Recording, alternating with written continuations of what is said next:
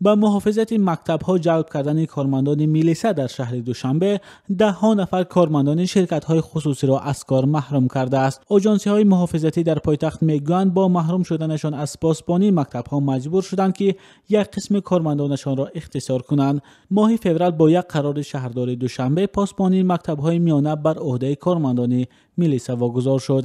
نعیم غفوروف نزدیک یک ماه می شود که در جستجوی کار می باشد. غفوروف 49 سال داشته، قبلا در ساختارهای قدرتی کار میکرد و بعد به نفقه برآمدن برای کار به یکی از شرکت‌های محافظتی جلب شد.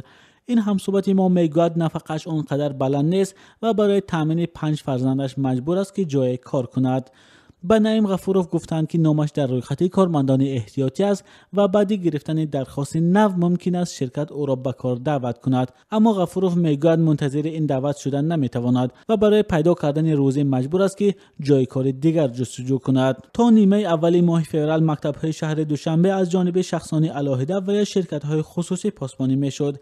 در مکتب‌های شهر برای پاسبانان از حساب والدین پول میگرفتند. حالا پرداخت پاسبان پولی از جانب والدین قطع شده، کارمندان میلیسا از بودجه شهر معاش میگیرند. اما مسئولین شرکت‌های محافظتی میگویند محافظت مکتب‌ها یکی از منبع‌های درآمدی آنها به حساب میرفت و حالا محافظت تمام مکتب‌هایی که از حساب بودجه مبلغ گذاری میشوند از آنها گرفته شده است.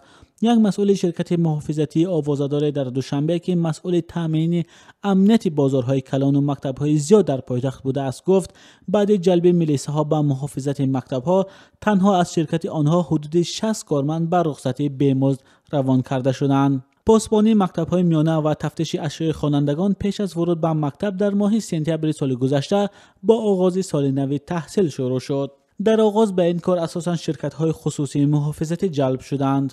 تصمیم شهردار دوشنبه برای جلب کارمندان میلیسا به پاسبانی مکتب‌ها دوباره بحث را به میان آورد که میلیساها خوب پاسبانی میکنند یا کارمندان شرکت‌های محافظتی. آنهایی که از اقدام شهرداری دوشنبه برای جلب میلیساها به پاسبانی مکتب‌ها پشتیبانی میکنند میگویند کارمندان میلیسا از پاسبانی آژانس‌های محافظتی بهتر مکتب‌ها را محافظت میکنند. به اندیشه این گروه در حالت سر زدن حادثه‌های ناخوش، میلیساها سریعتر واکنش کرده همتایانشان را زودتر برای عمل جلب میکنند. اما دلشاد براتوف مسئول یک از شرکت‌های محافظتی دوشنبه میگوید کاری آنها از میلیساها دیده بهتر است، زیرا به قول جناب براتوف شرکت‌های محافظتی در حالت گم شدن یگان اشیا موظفند آن را برقرار کنند. تجربه تشکیل شرکت‌های خصوصی محافظتی در تاجیکستان هرچند نو نیست، ولی سالهای اخیر تعداد این شرکت‌ها به مراتب افزایش یافته است. حالا در شهر دوشنبه حدود 12 آژانسی محافظتی خصوصی فعالیت می‌کند. در برابر این در زیر تابعی وزارت امور داخلی نهاد با نام خدمات محافظه فعالیت می‌کند که مسئولیت پاسبانی اداره و مؤسسه ها را دارد. در شرکت‌های خصوصی محافظتی اساساً آنهایی کار می‌کنند که بعد کار در ساختارهای قدرتی به نفقه برآمدند. شرکت‌های محافظتی خصوصی میگویند آنها حالا اساساً نمایندگی تشکیلات‌های خارجی و مهمانخانه‌های معروف را پاسبانی می‌کنند.